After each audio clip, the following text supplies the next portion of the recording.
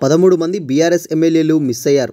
ప్రస్తుతం ఆ పార్టీకి 28 మంది ఎమ్మెల్యేలున్నారు. పార్టీ మారేవారు మారారని, ఇక మారేవారు లేరని, ఉన్నవారందరూ పార్టీలోనే ఉంటారని పార్టీ అధిష్టానం పేర్కొంటుంది. కానీ స్పీకర్ను కలిసి పార్టీ మారిన ఎమ్మెల్యేలపై ఫిర్యాదు చేసేందుకు కేవలం 15 మంది మాత్రమే వచ్చారు. సమాచారం ఇచ్చినప్పటికీ మిగిలిన వారు గైర్హాజరు కావడంతో పార్టీలో చర్చనీయాంశమైంది. ఇప్పటికే కొంతమంది పార్టీని వీడుతున్నారనే ప్రచారం నేపథ్యంలో ఈ ఘటన హాట్ టాపిక్గా మారింది. కాంగ్రెస్ అధికారంలోకి వచ్చిన తర్వాత బీఆర్ఎస్ ఎమ్మెల్యేలకు నియోజకవర్గాల్లో ప్రోటోకాల్ వివాదం నెలకొంది.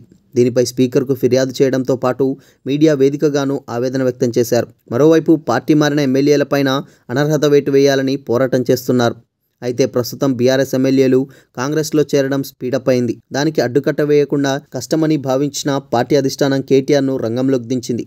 కేటీఆర్ ఆధ్వర్యంలో స్పీకర్ను కలిసి ప్రోటోకాల్ పార్టీ మారిన ఎమ్మెల్యేలపై వేటు పడేలా ఒత్తిడి పెంచుతుంది. అందుకోసం స్పీకర్ను కలిసేందుకు పార్టీ ఎమ్మెల్యేలంతా రావాలని సూచించినట్టు సమాచారం. అసెంబ్లీ ఎన్నికల్లో బీఆర్ఎస్ పార్టీ మొత్తం 39 అసెంబ్లీ సెగ్మెంట్లలో విజయం సాధించగా కంటోన్మెంట్ బైపోల్లో ఓటమి పాలైంది.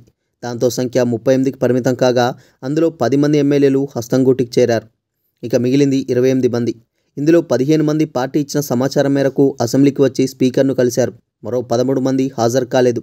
అందులో కేసీఆర్ మినహా మిగిలిన అందరిపై పార్టీ మారతారనే ప్రచారం జరుగుతుంది.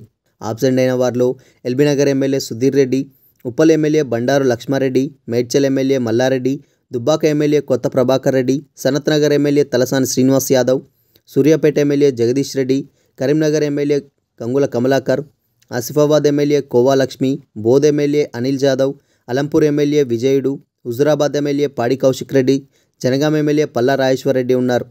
వీరి పార్టీ మార్పుపై రాజకీయ వర్గాల్లో జోరుగా చర్చ జరుగుతుంది.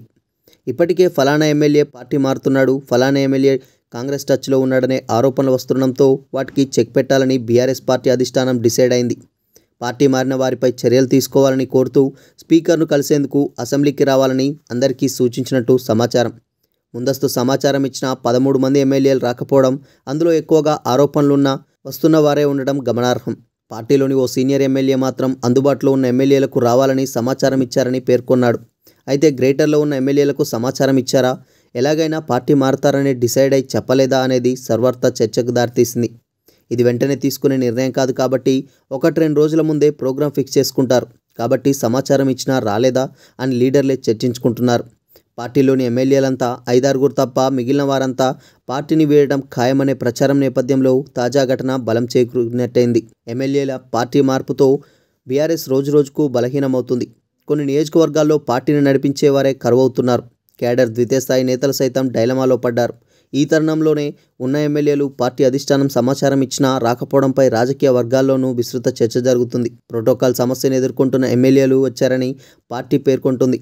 అయితే పాడి కౌశిక్ రెడ్డి, అనిల్ జాదవ్, కోవా లక్ష్మి తదితరులు సైతం వారి నియోజకవర్గాల్లో ప్రోటోకాల్ సమస్యను ఎదుర్కొంటున్నారు. వీరు సైతం రాకపోవడం చర్చనీయాంశమైంది. దీనికి తోడు గ్రేటర్ హైదరాబాద్ పరిధిలోని ఎల్బీనగర్, ఉప్పల్, మేడ్చల్, దుబ్బాక, సనత్ నగర్ ఎమ్మెల్యేలకు సైతం సమాచారం ఇవ్వలేదా, ఇచ్చినా రాలేదా, అసలు రాకపోవడానికి ఇంకేమైనా కారణాలున్నాయా అనేది కూడా నేతలు చర్చించుకుంటున్నారు.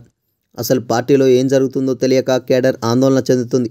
ఇప్పటికే పార్టీ వరుస ఓటంతో నైరాశ్యంలో ఉండటం, మరోవైపు పార్టీ కార్యక్రమాలు లేకపోవడం, ఇంకోవైపు ఎమ్మెల్యేలు పార్టీ మారుతుండడం ఇప్పటికే పార్టీని కుంగదీస్తున్నది.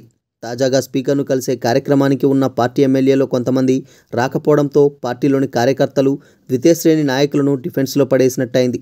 అయితే గైర్హాజరైన ఎమ్మెల్యేల్లో ఎంతమంది పార్టీలో ఉంటారనేది పార్టీలో సర్వత్రా చర్చకు దారితీసింది.